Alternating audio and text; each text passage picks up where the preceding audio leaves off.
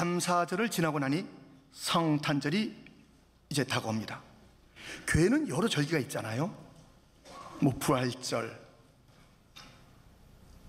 감사절, 성탄절, 그리고 사순절, 여러 그런 절기들이 있고요.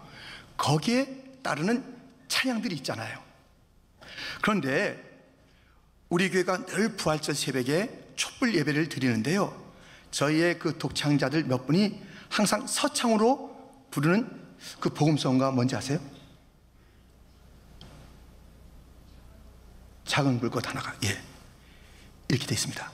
작은 불꽃 하나가 큰 불을 일으키어 곧 주의 사람들 그 불에 옴녹이듯 주님의 사랑 이같이 한 번 경험하면 그의 사랑 모두에게 전하고 싶으리. 이 작은 불꽃이 큰 불꽃을 일으켜서 우리를 녹이기도 하고 세상에 영향력을 끼치는 그 불이 된다. 작은 것이요. 근데 2절은 이렇게 돼 있어요. 새싹이 돋아나면 새들은 지저귀고 꽃들은 피어나 화창한 봄날이라네. 주님의 사랑 놀라와 한 번 경험하면 봄과 같은 새 희망을 전하고 싶으리. 새싹에 대한 이야기가 2절에, 새싹이 점점 봄을 화창케 하고 막 새들을 노랗게 하고 크게 우거지게 하는 그런 희망의 새싹에 대한 이야기가 있습니다. 오늘은 새싹에 대한 이야기입니다. 봄은 2절에 여호와의 싹에 대한 이야기가 나와요. 이 여호와의 싹은 연약한 육신의 몸을 입고 이 땅에 오실 예수님을 예표하는 그러한 구절입니다. 메시아에 대한 이야기예요. 싹 작잖아요. 작은 줄기잖아요. 어리잖아요. 그런데 그 어린 줄기, 여호와의 싹이란 이름을 가진 예수님에 대한 예언의 말씀이 오늘 있습니다. 여호와의 싹이라는 이름을 가지고 이 땅에 오시는 그 메시아, 여러 가지 사역을 하시는데요, 오늘 본문에 보니 3가지 사역이 있어요. 그래서 이 사역들을 함께 살펴보고자 합니다. 첫 번째, 심는 것이에요. 그 땅에 이 여호와의 싹이 심겨지시는 그 일들을 우리가 오늘 본문을 통해서 보게 됩니다. 그 땅은 어떤 땅인가 먼저 볼까요? 1절입니다. 1절 말씀을 우리 같이 읽겠습니다. 그날에 7 여자가 한 남자를 붙잡고 말하기를 우리가 우리의 떡을 먹으며 우리의 옷을 입으리니 다만 당신의 이름으로 우리를 부르게 하여 우리가 수치를 면하게 하라 하리라. 그 땅은 어떤 땅인가? 여호와의 싹이 와서 심겨지는 그 땅은 어떤 땅인가? 처참한 땅이에요. 7 여자가 남자 하나를 붙잡고 있어요. 이 얼마나 이 모순입니까? 얼마나 이 질서 없음입니까? 얼마나 이 가정의 파괴입니까? 얼마나 이 사회의 붕괴입니까?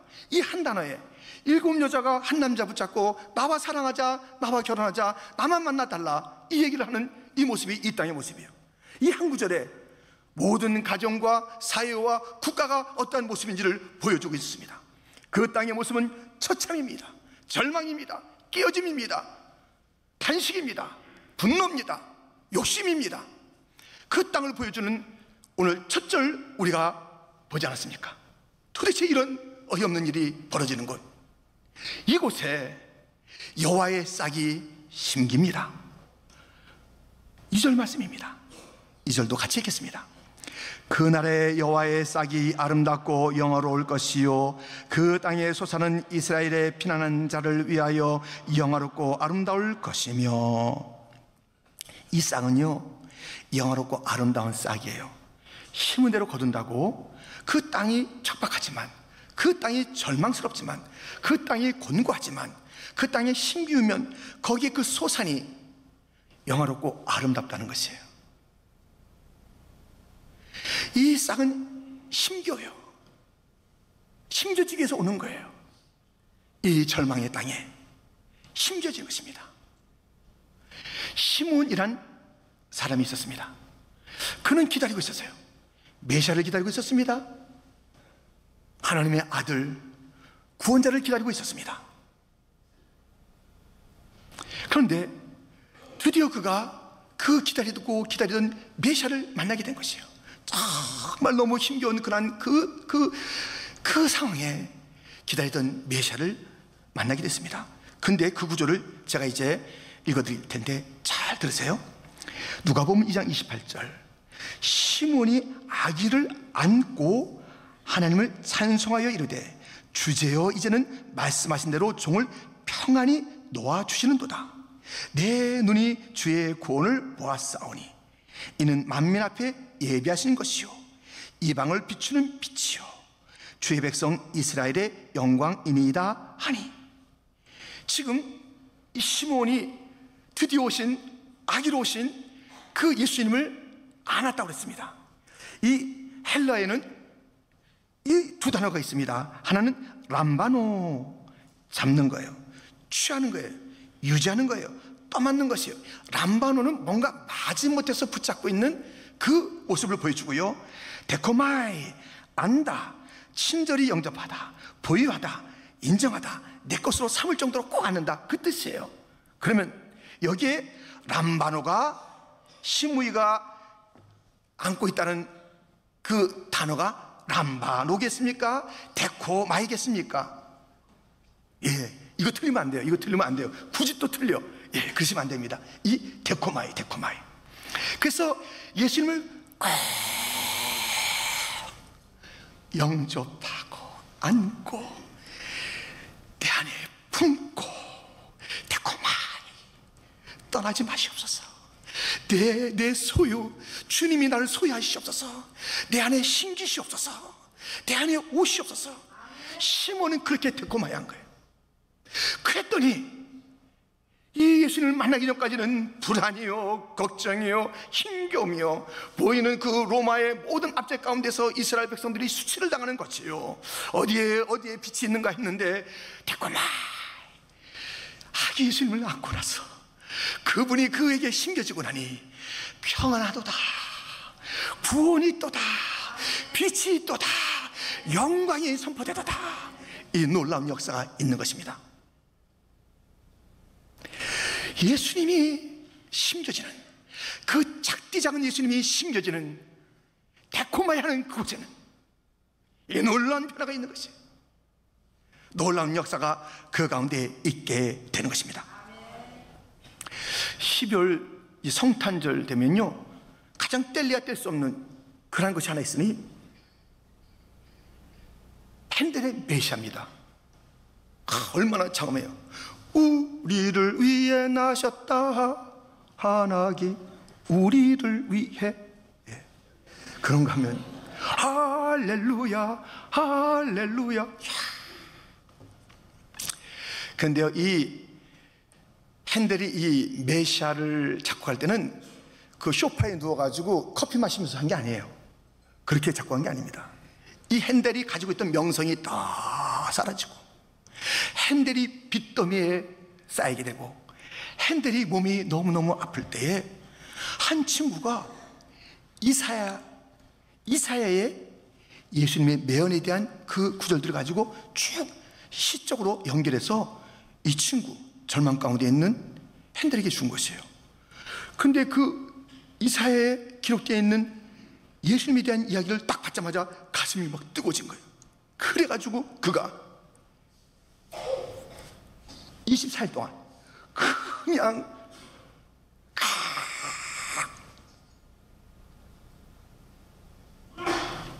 막 모든 것을 다 뭐 잠도 먹는 것도 그게 중요한 게 아니에요. 그 예수님, 이 이사야 여호와의 싹, 여린 순, 고난의 주님 다 나오잖아요. 막 그것을 기록해 나갔습니다.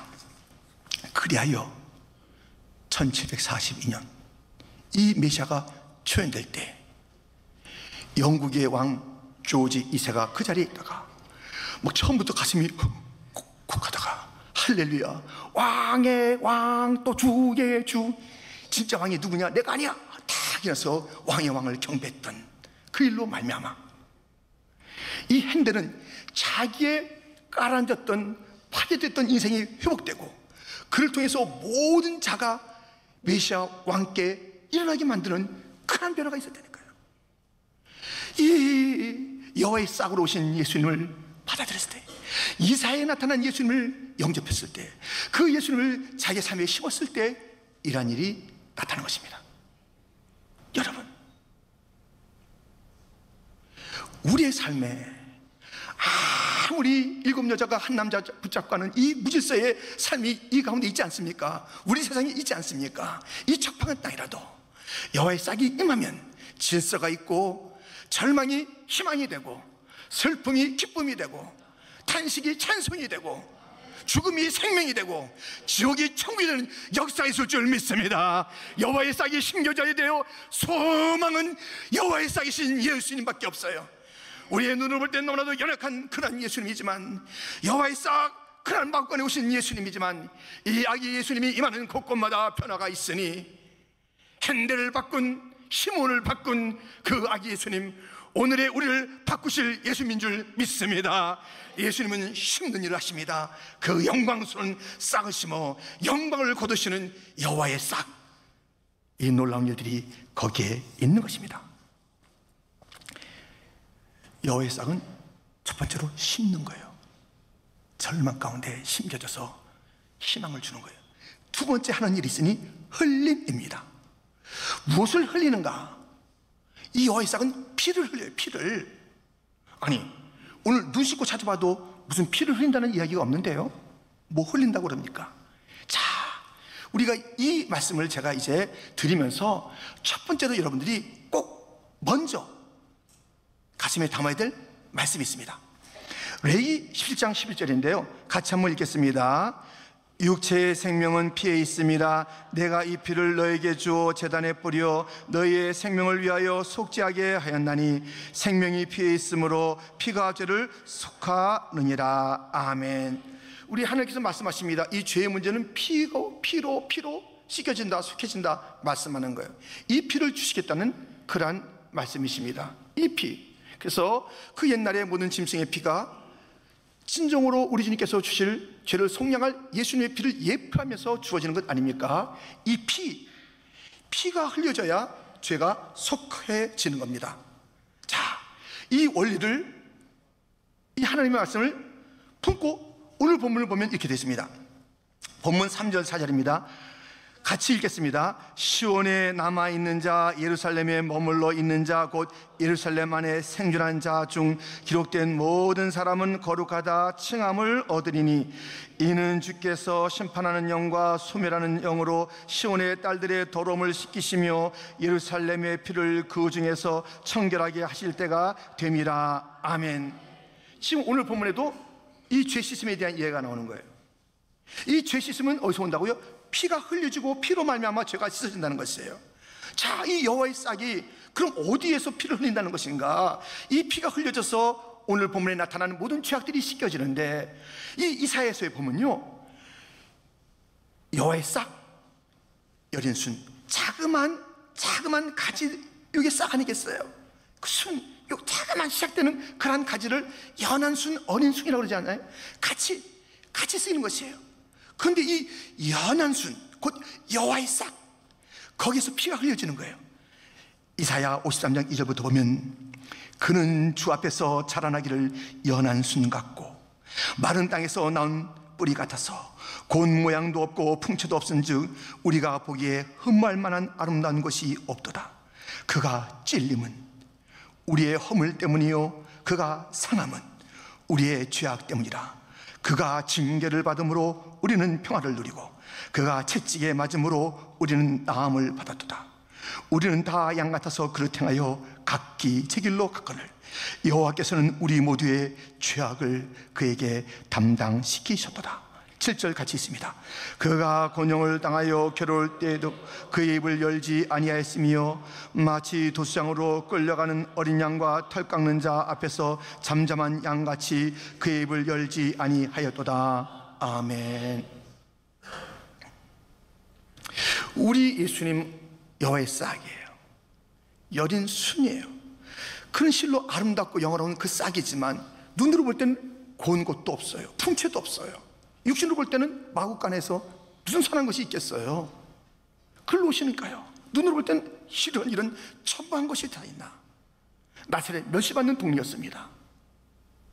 오심이 그래요. 그런데 그 여린순 여호와의 싹, 작디 작은, 정말 누구도 주목하지 않는 그런 싹으로 오신 그 예수님이 피를 흘려요. 찔리셔요. 머리에 가시관을 받으세요. 손과 발에 못을 받으세요. 허리에 창을 받으세요. 채찍을 받으세요. 그래서 그가 피를 흘립니다. 예수님의 피가 흘려짐으로 죄가 속해지는 거예요. 그래서 오늘 그 하나님의 싹이 죄 씻는 그 이야기가 있지 않습니까? 거기에 무엇이 있다고요? 피 흘림이 있다니까요.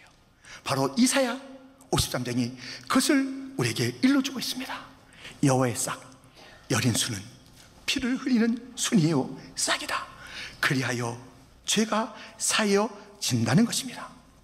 이 어린 싹으로 오셔서 희생의 길을 피를 흘리시면서 구원하신 그 예수님의 이야기, 나의 얘기, 나의 얘기. 19세기에 러시아에 니콜라이라는 황제가 있었습니다. 이 니콜라이 황제가 밤에 이제 군사들이 어떻게 지내나 순찰을 나가는 가운데 어느 날 밤 한 막사에서 이제 불이 켜 있는데요. 뚝 들어가 보니까는 거기에 상사가 술에 취해서 이제 푹 자고 있는 거예요. 그런데 그의 책상에 보니까 책상에 무슨 글이 써 있는 거예요. 그 글을 보니까는 완전 절망스러운 글이 써 있네요. 나는 술과 도박에 쩔었다. 그래서 나는 갚을 길 없는 그런 빚쟁이가 됐다. 나에게 남아있는 하나의 선택은 죽음이다. 그리고 그렇게 술에 취해서 이제 누워있는 거예요. 그것을 물끄러미 바라본 니콜라이가 거기에다가 글을 덧붙였습니다. 이 빚을 누가 갚을까? 니콜라이, 죽지 않아도 된다. 니콜라이 황제. 이렇게 서명하고 나간 거예요. 취해서 눈을 뜨고 보니까, 그런데 황제의 글이 거기 있는 거예요. 눈을 뜨자마자 조금 있다가 딱 오는데 돈을 가져왔어요. 빚을 다 갚아라. 이제 다시 새 삶을 살아라. 니콜라이 황제가 보내는 것이다라고 이게 오는 거예요. 그랬더니 그가 죽으려고 했다 것을 다 갖고 나서 이제 새로운 삶을 살게 되는데, 무엇보다도 니콜라이 황제에게 충성을 다하는 그러한 삶을 살았다는 것입니다. 여러분, 우리의 이 죄의 값을 누가 갚으십니까? 예수님이 갚으십니다. 아멘. 우린 죽지 않아도 돼요. 절망하지 않아도 돼요. 탄식하지 않아도 돼요. 우리는 이 땅에서 이제 더 이상 그렇게 눈물 흘리지 않아도 됩니다. 우리 예수님께서 다 갚아주십니다. 피 흘려서 희생을 통해서, 예수님의 죽음을 통해서 우리는 다 모든 결박에서 벗어났습니다. 이제는 우리는 살아났습니다. 그러므로 우리에게 구원을 주신, 우리를 위해서 십자가의 보혈을 흘리시고 우리에게 구원을 주신 그 구속의 주님을 함께 찬양합시다. 나의 죄를 씻기는 예수의 피밖에 없네. 다시 정케 하기도 예수의 피밖에 없네. 예수의 흘린 피 날 희게 하오니 귀하고 귀하다. 예수의 피밖에 없네. 나를 정케 하기는 예수의 피밖에 없네. 사죄하는 증거도 예수의 피밖에 없네. 예수의 흘린 피 날 희게 하오니 귀하고 귀하다. 예수의 피밖에 없네. 아멘. 저와 여러분이 예수님의 그 피로 죄 씻음 받고 영생을 얻게 됐다면, 우리의 남은 세월에 단 하나의 충성, 우리의 충성을 받으실 한 분, 그분은 예수님밖에 없는 줄 믿습니다. 예수님에게 영생의 축복을 받고서 누구에게 충성하는 겁니까? 누구를 바라보는 것입니까?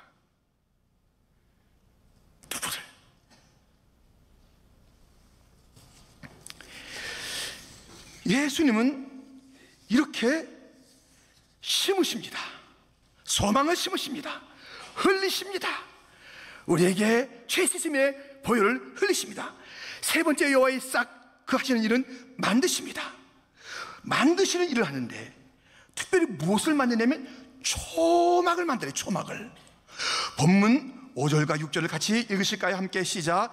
여호와께서 거하시는 온 시온산과 모든 지표 위에 낮이면 구름과 연기, 밤이면 화염의 빛을 만드시고 그 모든 영광 위에 덮개를 두시며 또 초막에 있어서 낮에는 더위를 피하는 그늘을 지으며 또 풍우를 피하여 숨는 것이 되리라. 아멘. 초막을 지어서 거기서 집회가 있어 거기에 예배를 받으시고, 초막을 지어서 거기에 거하는 모든 자들을 어떤 따가운 빛이 있든 풍우가 있든 지켜주시고 막아주시는 그 일들을 하시는 거예요. 이 여호와의 싹이 초막을 지어요. 초막이 무엇일까요? 다들 아시겠지만 다시 한번 확인해 보세요. 스가랴 6장 12절 13절 말하여 이르기를 만군의 여호와께서 이같이 말씀하시되 보라, 싹이라 이름하는 사람이 자기 곳에서 돋아나서 여호와의 전을 건축하리라. 그가 여호와의 전을 건축하고 영광도 없고 그 자리에 앉아서 다스릴 것이요. 싹이라 이름하는 그분이 무엇을 만들어요? 여호와의 전, 교회를 만들어요. 내가 이 반석 위에 내 교회를 세우리니. 내 교회, 예수님께서 말씀하세요. 주님이 교회를 만드세요. 초막이라는 것이 여호와의 전이에요. 교회예요. 거기서 무엇을 원하시면 예배 받기를 원하세요. 뜨거운 집회가 있기를 원하세요. 그리고 거기에 거하는 모든 자들을 주님께서 지켜주시는 것이에요. 주님은 이러한 일들이 있는 초막을 만드시는 일을 하시는 것입니다. 여러분들 이제 그 자녀들이나 혹시 손주 손녀가 있으면 너무 사랑스럽죠. 그래서 자꾸 뭐 보여주고 싶죠. 이렇게 자꾸 이렇게 보여주면서 자꾸만 이렇게 동영상 이렇게 하죠. 너무너무 사랑스러워요. 그 아기들이 너무 귀여워요. 아기들 사랑해요. 잘하시는 거예요. 그런데 아기 예수님을 그처럼 사랑해 보았습니까? 우리 아기 예수님을 자기 아들 딸들의 그 막 재롱 떠는 것, 손주 손녀들의 그 재롱 떠는 것, 막 그것에 막 보고 싶어하고 그리워하는 듯이 아기 예수님을 그처럼 사랑해 보았습니까? 우리 아기 예수님은 사랑을 뛰어넘어 경배를 받으셔야 돼요. 경배를 받으셔야 돼요. 그래서 이 아기 예수님이 왔을 때 초라하게 뭐 하면서 다 무시했던 그 예수님을 경배했던 그룹이 누구예요? 동방의 박사들, 그리고 목동들 아니겠어요? 동방의 박사들이 그 경배하러 올 때 보세요. 그 먼 길을, 수개월 걸린 그 길을, 위협이 도사리고 있는 그 길을, 불편하게 짝이 없는 그 길을 아기께 경배하겠다는 그 마음 하나로 그들은 그 길을 건너고 지나고 예루살렘에 이르러 위험을 당하고 협박을 당하고 음모 가운데 빠지면서라도 포기할 수 없었던 것이 아기 예수께 경배하는 것이었어요. 아기 예수님께 경배하는 그 경배, 그 열정, 겸손하게 온갖 귀한 것을 다 드려 경배하는 그 경배가 그들 가운데 있었던 것입니다. 성탄절이 뭐예요? 이 성탄절 막 신이 났다고, 그 라카펠라 센터에 뭐 성탄절 추리가 있다고, 예, 구경들 가세요. 예, 좋습니다. 그런데요, 이래서는 안 되죠. 제가 한국에 이제 어느 기도원에 이제 자주 갖고 있던 그 기도원이 있어요. 근데 그 기도원에 거기서 이제 식사도 만들어 주시고 이렇게 또 관리해 주시는 권사님이 한 분 계신데 그 아들이 있어요. 근데 아들이 좀 이제 힘든 그런 아들이에요. 여러 가지로. 그래서 이제 여러 차례 가면서 그 얘기를 듣게 됐어요. 왜 아들이 힘들게 됐는가. 그 아들이 너무너무 예쁜 아들인데요. 돌 때. 그래서 이거 막 돌 때 사람들이 너무 와서 막 좋아라고 이렇게 하고 음식 먹고 왔다 갔다 하는데 그 아이의 머리를 밟은 거예요, 누가. 그래가지고 이제 어려진 거예요. 그 머리를 밟은 거예요. 이 주인공이 누군데 주인공을 놔두고 자기들끼리 신났다고 뭐 음식을 뭐 먹고 마시고 왔다 갔다 웃고 떠다가 애기를 밟은 거예요. 성탄절날 우리끼리 왔다 갔다 하다가 주님 마음 상하게 하지 마세요. 성탄절날 그러지 마세요. 우리끼리 좋자고 하는 게 성탄절이 아니에요. 주인공이 어디 있는데 우리끼리 신나고 거기다 부어라 마셔라 이런 날이 아니에요. 자기들끼리 막 희낙 나가는 날이 아니에요. 아니에요. 그렇게 성탄절을 보내면 안 되지요. 하기 예수님을 경배해야지요. 주님께서 이 성전 교회를 만들어 주신 이유가 뭐예요? 그 주님이 예배 받고 싶은 거예요. 예배 받고 싶으신 거예요. 예배만 받고 싶은 것이 아니라 거기에 모든 경배하는 자, 그 초막 안에 있는 자, 그 전 안에 있는 자, 교회 안에 있는 자, 그들을 지키시고 보호하는 것이에요. 세상에서 가장 안전한 곳이 어딜까요? 백악관? 노. 청와대? 노. 버킹엄궁? 노. 어떤 거 다 얘기해 보세요. 다 노. 교회만이 안전해요. 교회만이 생명이 있어요. 교회만이 주님께서 지키시는 것이에요. 교회가 주님의 몸이에요. 다른 어떤 정치 세력, 경제 세력, 그들 통해서 여러 가지 일들을 할 수가 있지만 생명이 있는 곳은 그리스도의 몸인 곳은 단 하나 교회밖에 없는 것이에요. 예수님은 자기의 몸을 지키시는 거예요. 돌보시는 거예요. 안전케 하는 것이에요. 우리가 약해도 그거 너무 그거 속상해하지 마세요. 내가 없어도 그게 뭐 큰일 난 것처럼 하지 마세요. 나는 없어도 주님은 있으세요. 나는 연약해도 주님은 강하신 거예요. 그의 품 안에 있기만 하면 되는 거예요. 이 약할 때 강함 대신에 나의 보배가 되신 주 나의 모든 것. 우리 주님이 모든 것이에요. 우리 주님은 이 세상에 어떤 것도 압도할 만한 능력을 갖고 계시기 때문에 교회의 성도들을 헤아리는 모든 유혹이 있습니다. 풍파가 있습니다. 흔들림이 있습니다. 두려워하지 마세요. 우리 주님의 지키심은 안전합니다. 교회를 떠나지 마세요. 교회 안에 머무세요. 주님 안에 있으세요. 주님을 경배하세요. 우리 주님은 교회를 만드시고 예배를 받기를 원하시고 집회가 뜨거운 집회가 되기를 원하시고 우리 주님은 이 교회를 만드시고 거기에 들어온 모든 자를 지키시를 원하시니 이 초막을 만드신 성전을 만드신 여호와의 싹 십자가가 뭔데 그렇게 대단하다고 예수가 뭔데 그렇게 대단하다고 그래요. 십자가는 험해요. 그래요. 예수님은 그래요. 그 어린 싹으로 오셨어요. 그렇게 막권해 오신 우리 주님은 만왕의 왕이세요. 그 주님만이 구원자이신 줄 믿습니다. 눈을 들어 그분이 누군가를 알아야 되는 것이에요. 그분이 만든 교회를 사랑해야 되는 것이에요. 그 교회를 우리가 뜨겁게 다니면서 예배드려야 되는 것이에요.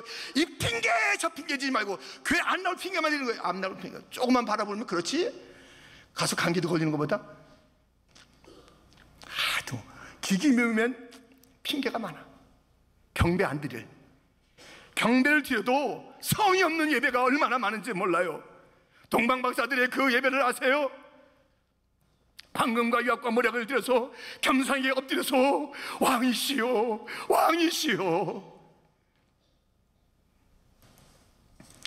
우리 예수님 여호와의 싹이라는 이름을 가지고 심으십니다. 흘리십니다. 만드십니다. 소망을 심으십니다. 예수님만 심겨지면 싹 달라져요. 데코마이 하시기를 주님의 이름으로 축원드립니다. 예수님 여호와의 싹은 흘리십니다. 어린 양 예수님이 흘리십니다. 그 보혈이 나를 살렸네요. 송축하며 찬양합시다.